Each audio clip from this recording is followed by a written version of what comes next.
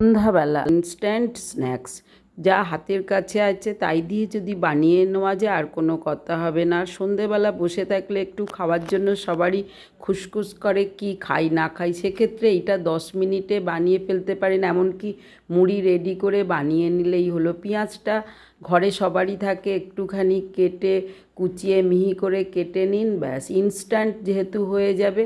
Tomato থাকলে একটা tomato কি দুটো বেশ মিহি করে কুচিয়ে যোগ করে দিন, ধনেপাতা একটু দিয়ে দিন, এগুলো সব সময় পাওয়া যায় সারা বছরই। আর একটু লঙ্কা ম্যাশড করে দিন, কুচিয়ে দিলে আর স্বাদ কোথায়। এই ফাঁকে এক বাটি বেসন যোগ করে দিয়েছি, সামান্য একটু চাল গুঁড়োও দিতে পারেন, লবণ পরিমাণ মতো দিন, আর একটা আলু যোগ করে দিন। এতে আরেকটু বেশ নরম হবে, স্পাইসি হবে, টেস্টটা অনেকটা বেড়ে যাবে। আস্তে ধীরে এরকম করে বেশ মাখুন।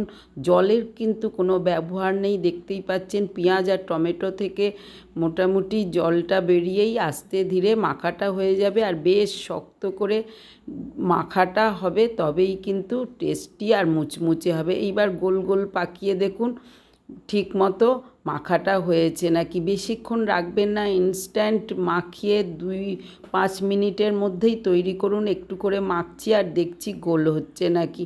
এইভাবে করতে করতে যখন দেখব পুরো মাখাটা হয়ে গেছে, মানে আমার ভাজার জন্য তৈরি হয়ে গেল পেঁয়াজির পুরগুলো।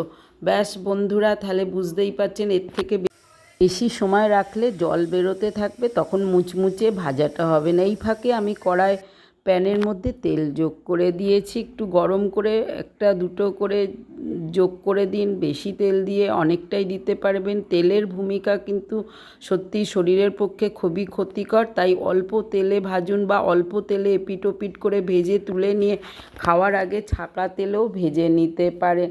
যাই হোক, মোটামুটি আমি আপাতত স্ন্যাক্সের জন্য ভাজা বসিয়ে দিয়েছি, আর একটু টাইট হওয়ার জন্য খুব তাড়াতাড়ি মুচমুচে হয়ে যাবে, ভাজাগুলো রেডি হয়ে যাবে।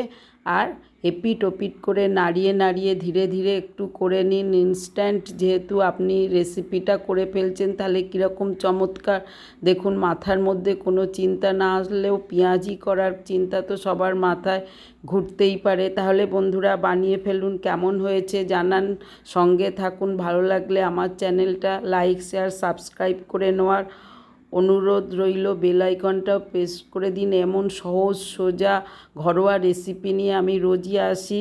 আশা করি সবাই ভালো থাকবেন, বানিয়ে ফেলুন। আজ আসি, জয় বড় মা, সবার মঙ্গল হোক।